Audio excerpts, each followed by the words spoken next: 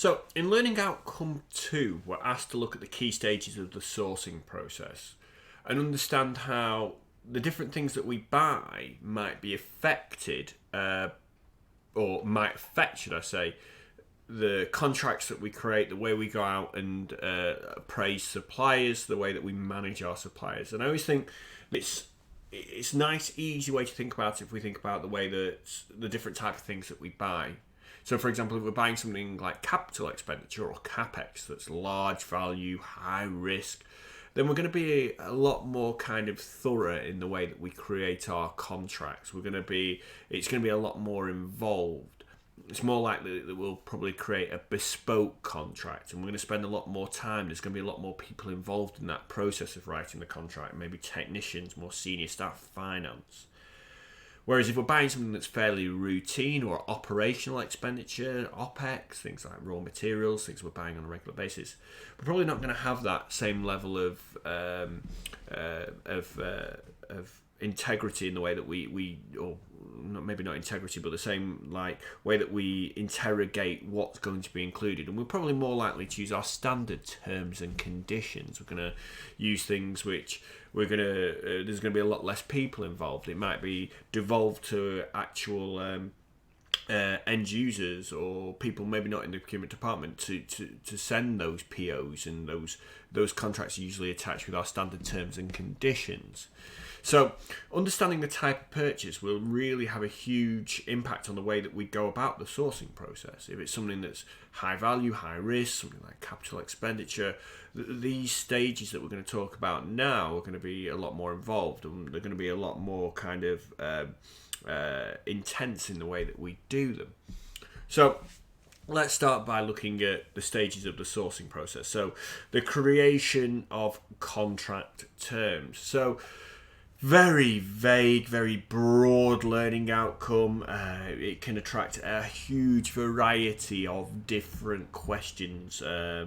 So we're going to talk about what the formation of a contract, the idea that they could ask you a question about what are the 5 fundamental things or the 5 characteristics or the characteristics that are required for the formation of a contract. The moment that we talk about that, we talk about offer, acceptance, consideration, legal intent or intent, and capacity. So we're going to talk about each of those. If you were to get that as a 25 marker, how would you go about making sure you get 5 marks for each? We'll also talk about, when we talk about contracts, the different types of contractual contracts that we might have. Generally, historically, SIPs would love to ask a question: what are the sources of contractual terms? Now, the sources of contractual terms in SIPs language means how do you decide what kind of contract you're going to use?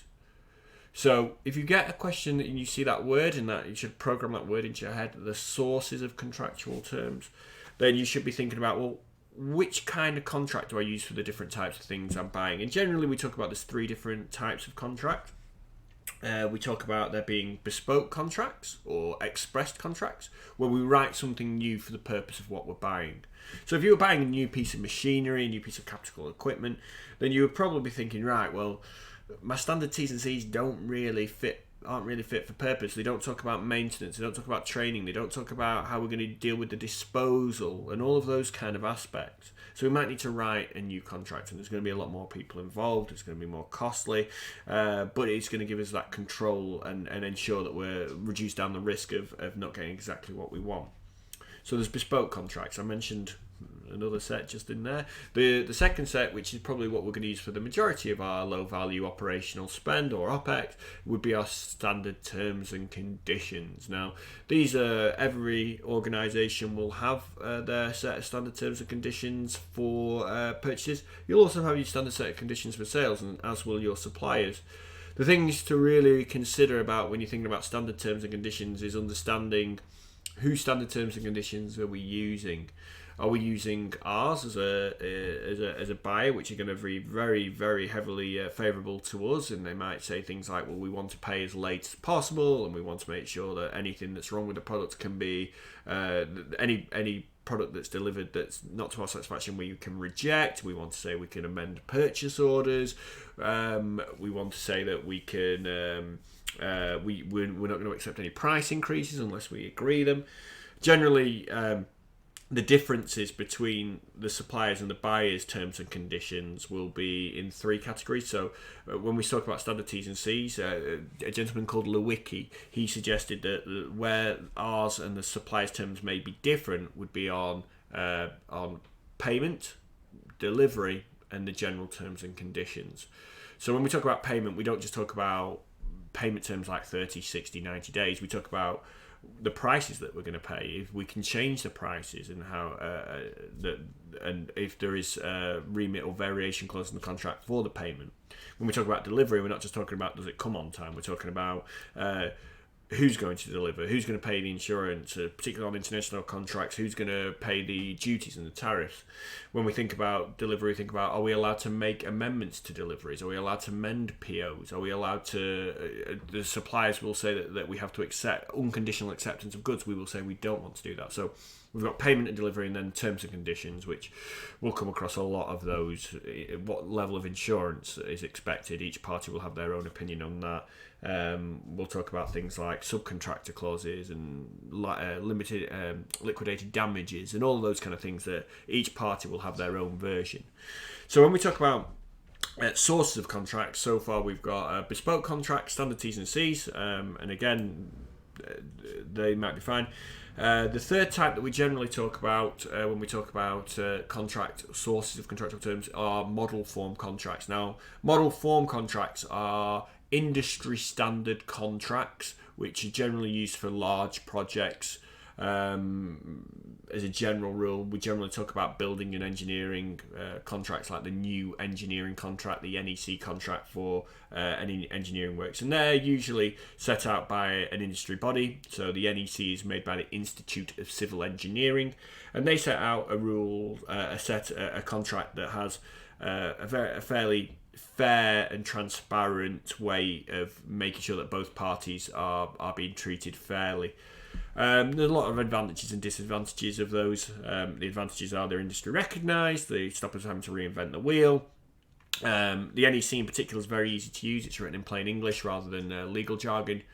But there are disadvantages as well. Just because it's fair to both parties doesn't necessarily, might not be something that we want. We might want to be able to exploit our leverage a little bit, and we might be able to take advantage of the fact that we might be the more powerful party within the negotiation or the contract. Other problems is that you still got to train staff. That costs money, and it still might need some expert legal advice when you're going through that process. So anyway, the three types of contract or sources of contract would be your standard T's and C's, expressed or bespoke contracts which you've written yourself for whatever purpose, and then the model form contracts. We'll come across those later anyway. We're also going to need to know about some kind of terminology around contractual terms. So there are contractual terms that refer to whether they're written or not written into a contract. We call these expressed or implied terms. Expressed terms are those that are written into the contract directly. So your payment terms, your delivery terms, they are what form the basis of the agreement that you have with your the other party. There are also something called implied terms. Implied terms are terms which do not need to be written into the contract because they are there by virtue of the contract existing. In the UK, we have lots of laws, both common law and statute law. Statute law is anything that's passed by Parliament, like that has an act end of it, like the Data Protection Act, the Health and Safety Act, the Consumer Rights Act. As such, we do not have to write that those things have to be adhered to because the law already suggests that when we are working with companies who operate in the UK or England and Wales, as we generally talk about. So it's really important that that we understand whose implied terms we're working to. Every country will have their own implied terms, and therefore, specifically if we're dealing with international contracts, implied terms can have a much more kind of have to be considered much more more readily, because if not, we might end up agreeing to something or expecting our supplier or thinking our supplier's working to terms and conditions that they're not working to. So we've got expressed and implied terms. We've also got terms that refer to how important something is within the contract. Here we talk about conditions, warranties, and inanimate terms. So a condition is a term in the contract which goes to the heart of the contract. It's considered a vital term to the contract. It's something that, if it's breached within the contract, if one party doesn't uphold that term of the contract and they breach it, it's considered so serious that the contract can be terminated. It doesn't have to be, but can be terminated. Whereas a warranty is a term in a contract that's considered not as vital. It's that if it's breached, that you don't have the right to terminate a contract, but you do have the right to claim for damages. I know that there's an introduction to contract law and contract management course which I've shared in your courses section. So if anybody has wants to go and watch a video around that, I think it's a 3-hour video around the introductions to contract law and contract management. But I talk a lot more about that. If you're not familiar with those kind of terms, then you can go to there and have a look at that. Inanimate terms are those that we can't decide how important or how vital they are until the act is actually carried out. So there's some famous case law around the Hass and Nord there, around some citrus pellets, and again, that's something that you can look into if within that video. So creation of contract terms, some key things to know: how a contract is formed, the idea that there are implied and express terms, the idea that there are conditions, warranties, and inanimate terms. It's all kind of terminology you should know going to this exam, and I would expect there to be case law to back that up. I would also suggest that when we're talking about contracts, that one of the key things that you guys will be aware of is some of the terminology around different contractual terms. Now, historically, SIPs have really focused on particular contract terms that they would like you to know about. Those tend to be indemnities. So they want you to know what an indemnity is and how it can be used. Now, an indemnity clause is just a protection clause. It's a clause that we use to protect ourselves. You can almost replace the word indemnity or indemnify with protection. So if a supplier indemnifies a buyer, they protect the buyer. And it almost puts the responsibility back onto the supplier to take any costs. So the supplier indemnifies the buyer of any costs or damage incurred through any breach of a contractual term. So you might have something like that in a contract. So indemnities, subcontractor clauses. Subcontractor clause is a clause that says how, where, and when a subcontractor can be used within a contract. Often as a buyer, we will restrict the use of subcontractors to ensure that all the hard work we've done making sure a supplier is fit for purpose isn't undone by a supplier then subcontracting that to work to a supplier we would have deemed less fit and able. So a subcontractor clause will say which subcontractors may or may not be used, under what conditions, what level, what time frames they can be used for, what conditions have to be met in order for them to be used, whether or not they've got to have certain levels of accreditations, whether or not as a buyer we have to sign it off first. So we've got indemnities, subcontractor clauses. Insurance is another big thing that SIPs generally like to focus on, ensuring that we know that it's really important to make sure our suppliers are insured. If the supplier doesn't have insurance, then that's going to mean that if something goes wrong, they may not be in a position to be able to pay the costs that may have arisen. So we make sure that we've got things like public liability insurance, third-party insurance, employers' liability insurance, professional indemnity insurance, something that I have to have. That's insurance that protects me as a professional. So if I give bad advice and I'm sued, I have insurance to cover me for that. Okay. Right, so let's start by going through some of those creation of contract terms things. Then what we'll do after that is we'll talk about supplier selection. If you've just watched the Learning Outcome 1 revision session, you'll know that supplier selection is another term for supplier evaluation, for supplier appraisal, for pre-qualification questionnaires. It's really difficult. I don't think it's very clear from the Learning Outcome, but having the knowledge of SIPs and knowing what they've historically asked, they like to use this word selection criteria and award criteria. Selection criteria is getting that pool of suppliers that you can choose from, and award criteria is then choosing from that pool of suppliers. So we'll talk about that, and again, a lot of repetition really from the learning outcome before, and I think in any of the textbooks that you guys might have, in a lot of the literature around this, it seems very repetitive, very, very similar content around making sure they've got the financial capacity, production capacity, they've got the previous experience, maybe checking their references, checking what quality accreditations they've got, like ISO 9000, the environmental accreditations, and it's all making sure that that supplier is aligned with what we need them to do, either from an operational level or even a strategic. If we're going for a contract that's high value, we want to choose suppliers or have a pool of suppliers that have that vision, that have that big purpose of where we want to get to and how we want to get there. So we'll talk about that again. We'll talk about award criteria, the idea of choosing suppliers, or how we award a contract to a supplier. And that's generally, we generally talk about two things there: commercial and technical criteria. Commercial criteria are things like price, total cost of acquisition or whole life cycle costing. And then when we talk about technical criteria, it's things like the quality that they're being able to instill with their offering, and that would probably come from a tender generally. The ability to add social value, what production equipment, what resources they've got. We've awarded a contract to a supplier because we think they've got a particularly good set of resource, whether that be the staff that they can offer, or access to machinery, or access to equipment. It'll be those kind of things that will make the decision. And we generally have a nice balance of those things. You will all probably have seen that we might award a contract which is 40% price, 60% quality, or 60% price and 40% quality. So we generally say it's finding that balance. If you're in the public sector now, it can be anywhere between 10 and 20% is just on social value. So that award criteria is heavily towards what social impact that they are offering within that contract. Remember, selection criteria is always historic. Award criteria is always what they're promising to do in the future.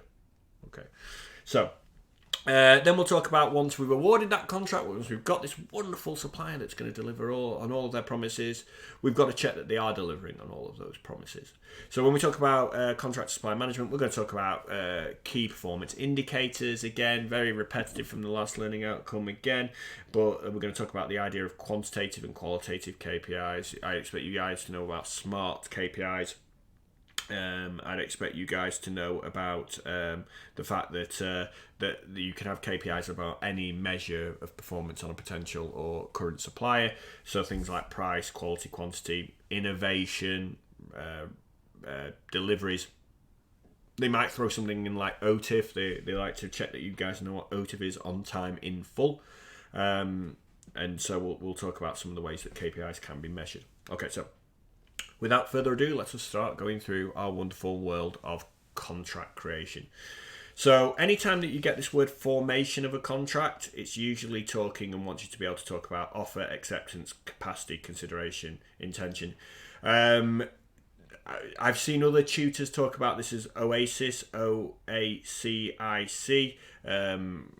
Obviously, that's the way that you want to remember it, it's OASIS, but with C's instead of S's, that's absolutely grand. But whatever way you want to learn it. So we'll talk about each of these in turn now. If you're going to have to get 25 marks, how do you get 5 marks for each of these aspects? So the first thing I would expect you to be able to say is an offer. Now, an offer is a clear and unambiguous intent to enter into a contract. It must be detailed. And you'd say that and then say, for example, providing information is not a offer, as in the case of Harvey versus Facey, which is a case law around bump a whole pen a piece of land. Somebody asked for a price, how much something was worth and the price of it. They gave the price and they said, right, well, we'll buy it. And they thought by providing information like the value of something, then that constitutes an offer. However, it does not. So it must be detailed. Generally, we talk about an offer must include the terms and conditions. There can be nothing that is left to subjectiveness. Everything has to be objective. It has to be written down so we understand what the full implication of the contract will be from the offer. I'd expect you guys to know the difference between an offer and an invitation to treat. An offer is a clear and definite proposal to enter into a contract. An invitation to treat is a willingness to accept offers, or a willingness to consider offers is a better terminology to say there. And that willingness to consider offers can be explained through Fisher versus Bell. Fisher versus Bell was a case law about a gentleman who had an illegal flick knife, or a flick knife that could not be sold in the UK, displayed in a window box with a price on it. He was taken to court to say that he was trying to sell illegal goods. However, the court decided that if somebody had gone and tried to buy it, he could have refused. Therefore, any time that we advertise with a price is generally considered an invitation to treat, rather than an offer in true kind. So, other things I'd expect you to know is that an offer must still be open, and there's a reason why offers don't stay open forever. If somebody's accepted that offer, an offer and an acceptance cause something in legal terms we call an agreement. Once an agreement's formed, that offer no longer exists. It can't be altered, it can't be amended. The agreement is made. It can be rejected. So an offer can be rejected. So once somebody says no to an offer, then that offer ceases to exist. We can't change our mind. We can't go back to it after. It's gone. An offer can be revoked. So if you change your mind and you don't think that you feel like you don't want to offer somebody something anymore, you can inform them that offer is no longer valid, and that's perfectly legal in the UK. Interestingly, we talked before about implied terms of a contract in the UK. Our law says that if you make an offer, you can take it back as long as they haven't accepted it. You can revoke it and you can terminate it.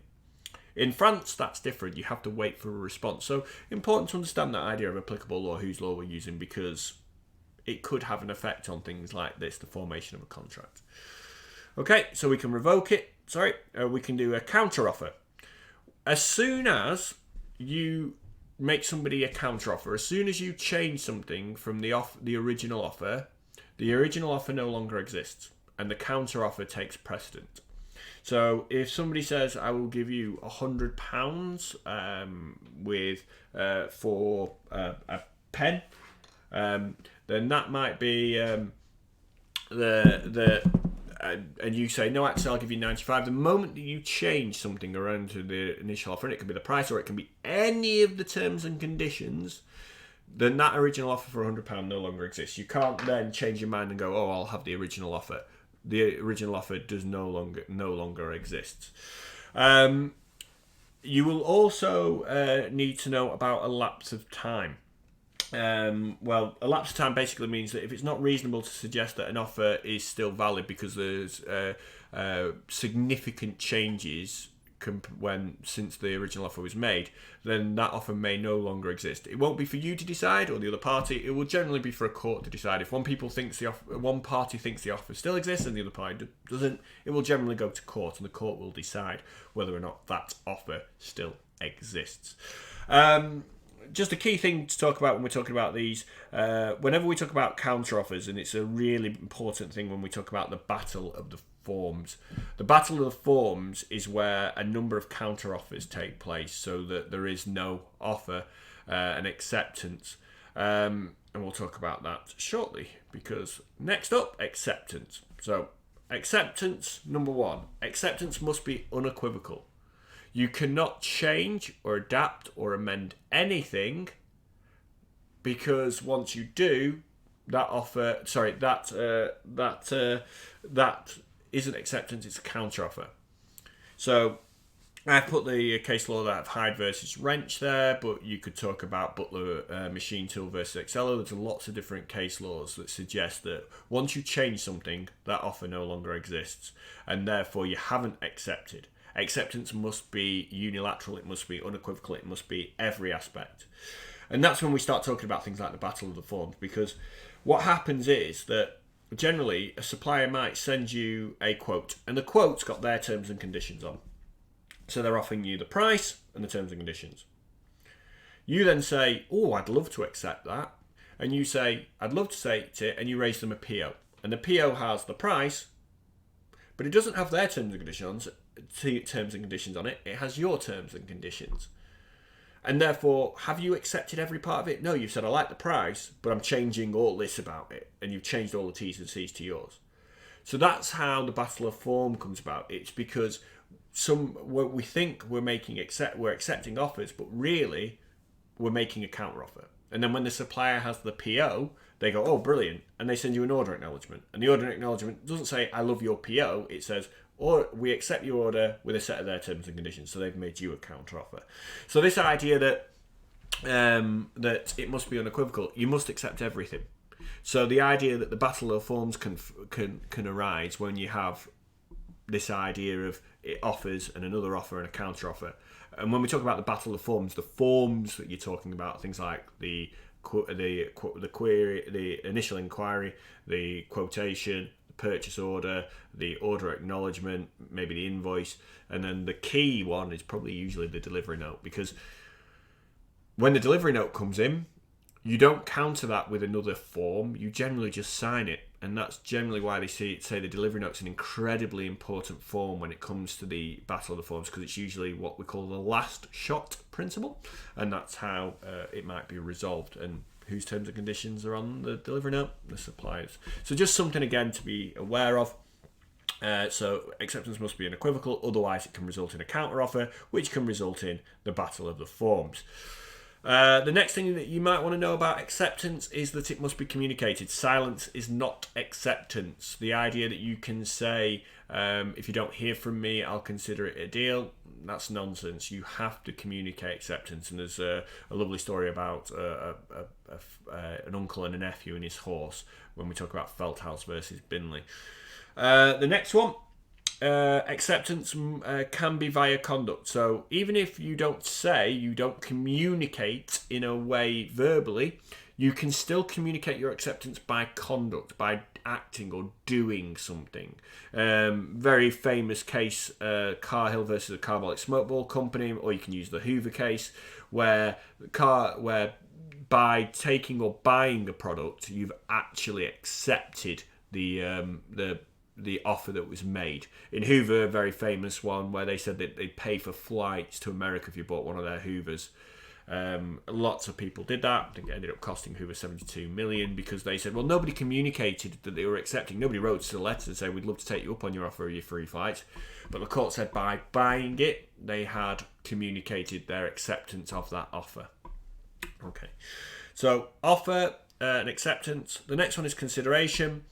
Something of monetary value has to be exchanged. Terminology executed means that it's done in that moment. So if I go to the shop and give them money for some goods, that's been executed. The consideration has been executed. Whereas executory means you're paying for something that might happen in the future, like lots of the services that we're buying for a future promise of that service. When we talk about consideration, it'd be great if you guys could bring in about Stick and Marrick and Hartley versus Ponsonby. Lovely story about sailors travelling to the New Worlds, and this idea that if there isn't an amendment made or there isn't additional consideration from both parties, the original contract will stand. And again, if you're not familiar with those, I hope you are, feel free to go and watch that video in the in your courses section. Legal intent. Basically, you need to know that there's two different types of arrangements in the UK. We have business-to-business relationships, B2B relationships, where anything that we discuss, anything that we agree, anything that we talk about is generally legally binding. In a business-to-business relationship, we are considered to be aware of our actions. We are acting on behalf of an organisation and not as individual. Therefore, we have the responsibility to know what we're doing. And therefore, any business-to-business relationship is generally considered to be is legally binding. Any of the agreements we make. If you don't want them to be legally binding, you have to write them out. And there's a case law, Rose and Frank versus the Compton brothers, for that. In the other type of arrangement, social arrangements, so between family members and friends, it's considered by the law that we aren't necessarily trained and educated in the law, and therefore anything that we do won't be held to account by the law for any agreements that we make, unless we want them to be, in which case we have to write it down. And therefore, in the case of Merritt versus Merritt, it was deemed that they did have a contract and it was written to be legally binding. So just understanding those two variants would be a good thing to talk about in the exam. Capacity. Are you capable of signing a contract? Well, fairly simply, you must be over the age of 18, you must be not under the influence of drugs and alcohol, you must be compos mentis, you must be in a state of mind that you are capable of signing a contract. There are some contracts you can have if you're under 18, like a contract for necessities, which is the case law Nash versus Inman. Okay. Moving on. Stages of the sourcing process, creation of contract terms. So I said earlier, I'd expect you to know about express terms and implied terms. Implied terms come from statute law, anything that's passed by our government or parliament, anything with an act end of it. Our common law that goes through our judiciary system, like a lot of the case laws we've just talked about, Merrick versus Merrick, Rosenfrank versus the Compton brothers, Stick versus Merrick. These are all what we call case or common law. There is one other source of implied terms that we talk about, which is the if it's reasonable to assume. So one of what we call a custom of the trade.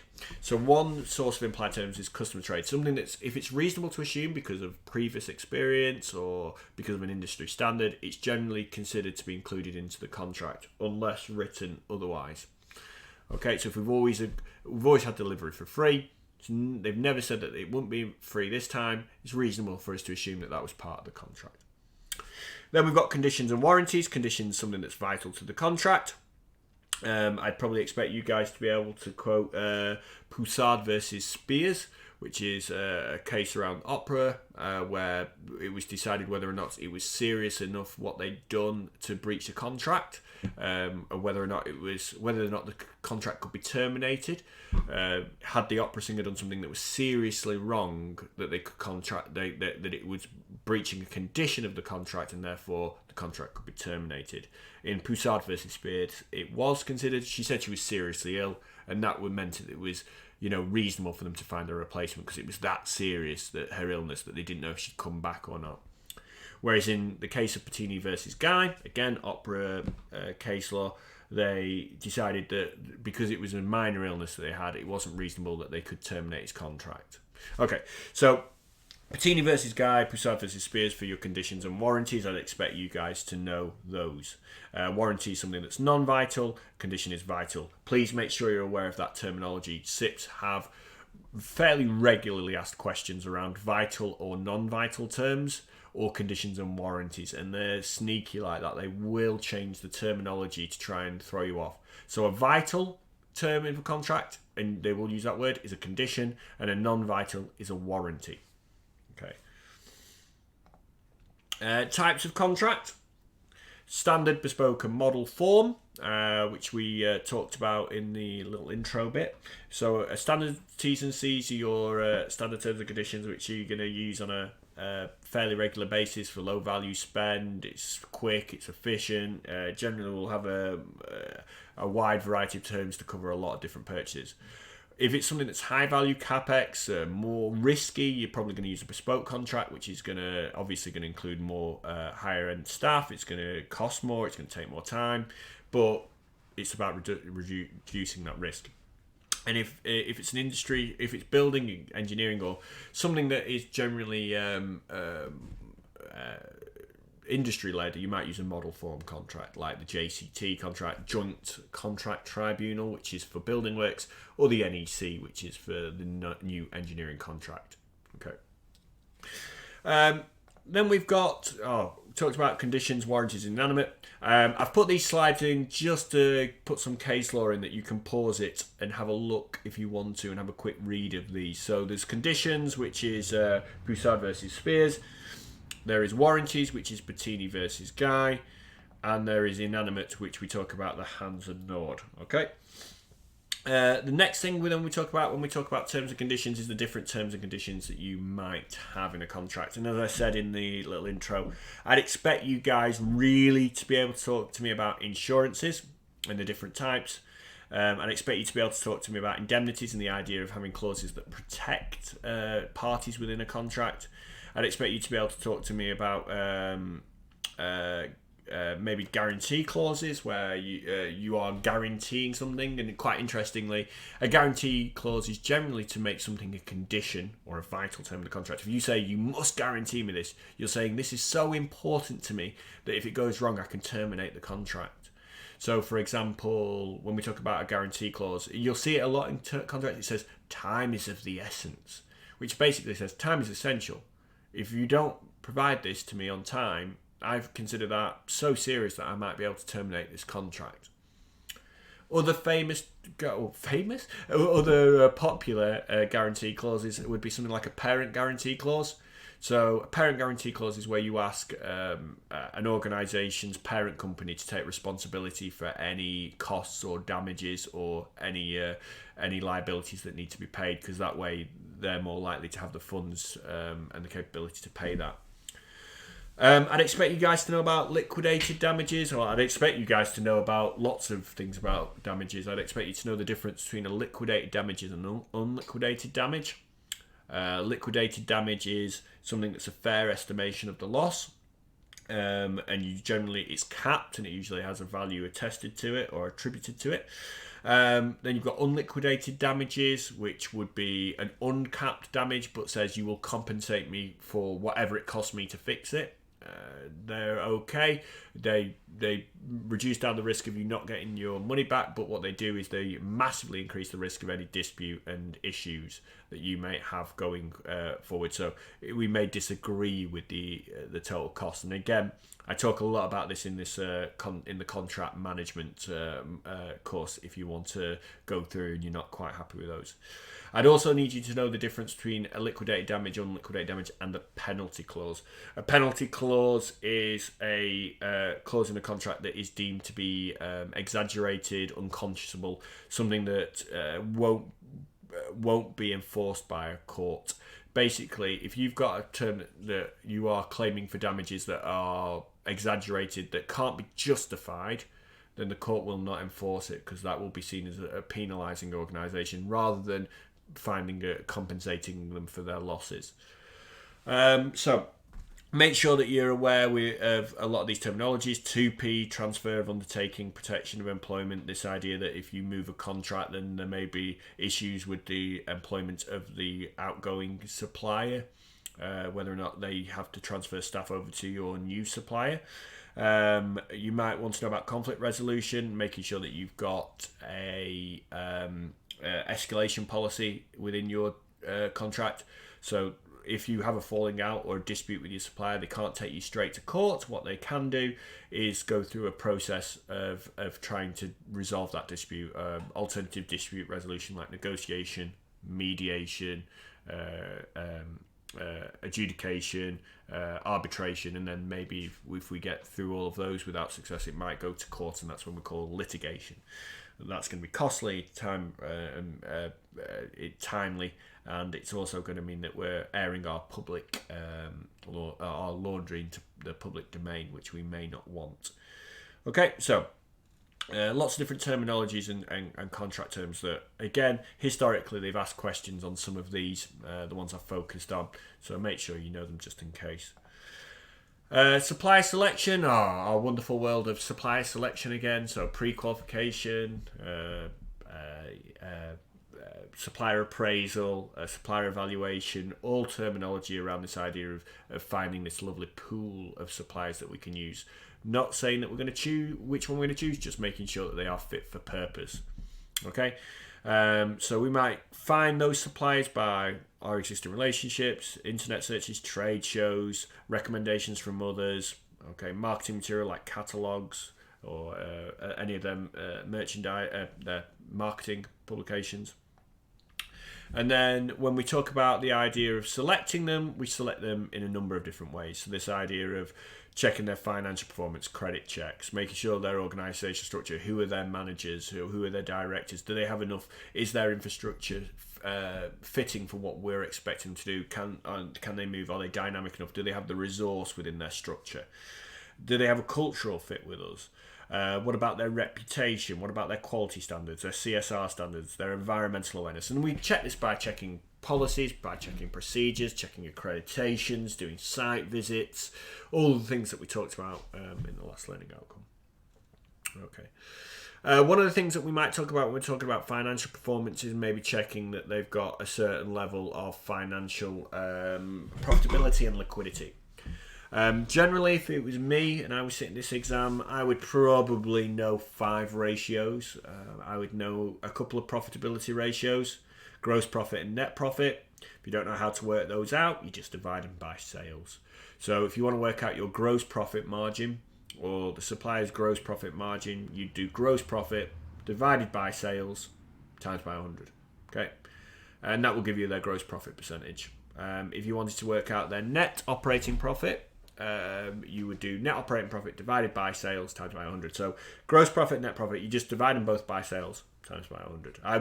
I would know those. I just think it's for the sake of the 10 seconds it takes to learn that you divide them both by sales, gross profit, net profit. I think that's something that you should take in there with you. The other thing I would say is that know the difference between gross profit and net profit. So your business will have sales, revenue, turnover, the amount of money that comes into it every year. That, in order to work out your gross profit, you take your gross profit, you take away your cost of sales. Now, when we say cost of sales, they're basically your direct costs, all the costs that go into making whatever it is you are selling or the services that you are providing. So your gross profit is everything minus the cost to make or provide the service that you're offering. Okay, so that would be our gross profit. So your cost of sales is basically your direct costs. Then your net operating profit is, once you've got your gross profit, you then take away your operating expenditures, which are all your indirect costs. So, and that gives you your net operating profit. So just, I'd be aware of those terminologies and what they mean. So your gross profit is the profit you're making after you've paid back the raw materials and everything to make the pens, for example. Whereas your net operating profit is, well, once I've paid all my backroom staff and everything else, how much money do I have left over? So gross profit percentage, net operating profit. The other ratios that I think that you should need to know is your current ratio, your acid, liquid, or quick ratio. They can be a bit funny about this. They can call it the acid ratio, they can call it a liquid ratio, or they could call it the quick ratio. And also gearing. So what do you need to know about these 3 ratios? Well, the current ratio and the quick ratio, these are short to medium term liquidity ratios. So they show how a company is managing its cash flow in the short to medium term. Gearing is how they're managing their cash flow in the long term. Okay.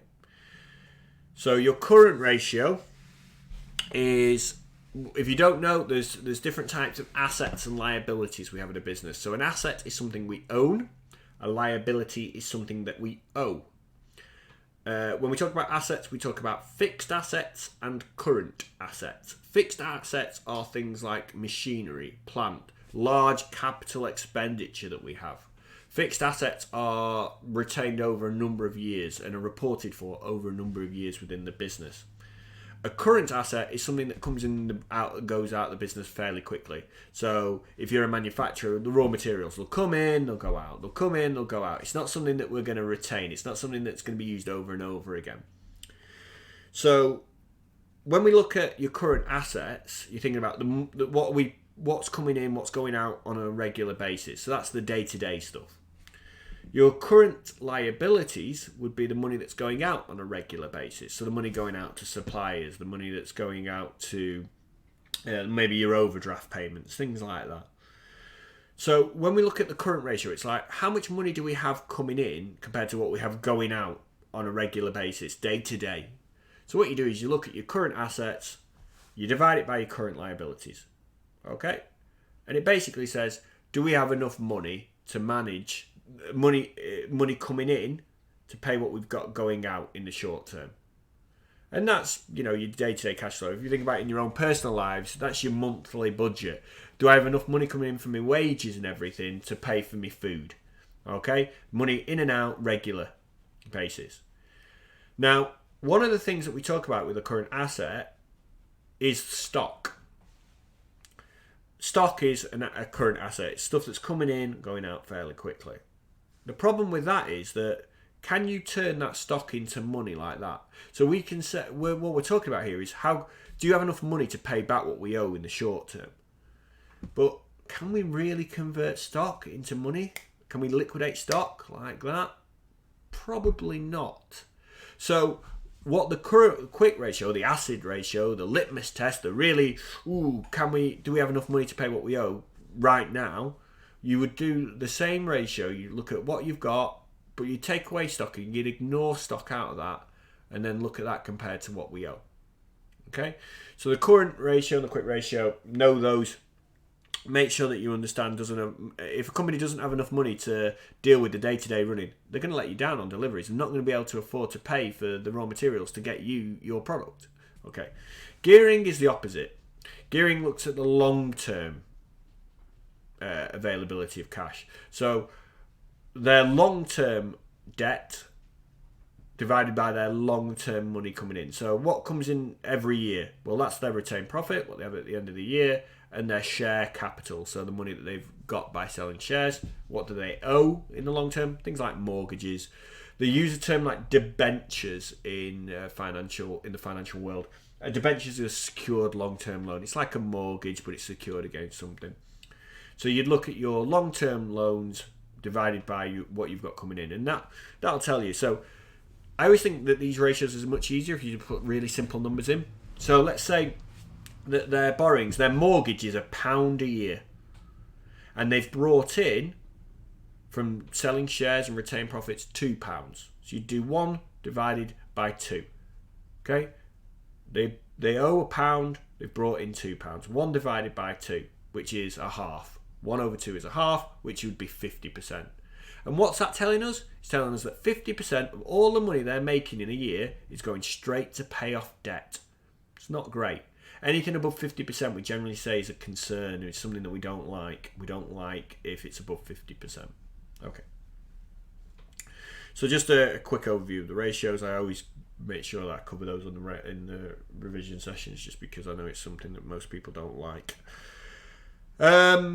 So once you've done your selection criteria, we've got suppliers that are financially sound, that have the same environmental ethos or the same quality ethos as us. Make sure that they've got good historical experience, and we've checked their any case studies that from their previous clients and all that kind of jazz. We've got this lovely selection of suppliers that we like. We can then go and award the contract, and we can award a contract on a number of things. We can award it on commercial or technical criteria, and it might be things like, we might look at how closely they can match the spec, the whole life cycle costing, transport methods, the price, which currency that they're using. These won't all be equally weighted. They'll probably be in some kind of weighted scorecard where certain things have more importance than others. So in this one, you might say cost is we think that's a 5 out of 5 of importance. Service levels 4. Financial strength is only a 3 out of 5, and then you can see that they've gone through. I'd expect you guys to be able to talk about award criteria. I definitely expect you to say that you understand that award criteria are usually weighted towards whatever is important for that purchase. If you're buying something like a pacemaker for the NHS, then quality is going to be much higher in the weighting scale than if you're buying stationery, where it might be 90% price orientated. Okay. Then we talk about this idea of managing contracts. So I need you guys to be able to say that there's different ways to manage suppliers, have regular reviews, have service level agreements with them, have KPIs, key performance indicators. KPIs they should be smart, they can be qualitative or quantitative. You might manage them by objectives, set them objectives and making sure they're on track and meeting those. You should have key performance indicators and service levels, and the management objectives should never be a static one-off. All of these things should be based around the continuous improvement cycle. We set KPIs, we measure them. Once we achieve them, we set new targets, and that should be continuously changing. We should talk about making sure suppliers are fit for purpose by training and making sure that they're engaged. Okay, wonderful. So that would be learning outcome 2, guys.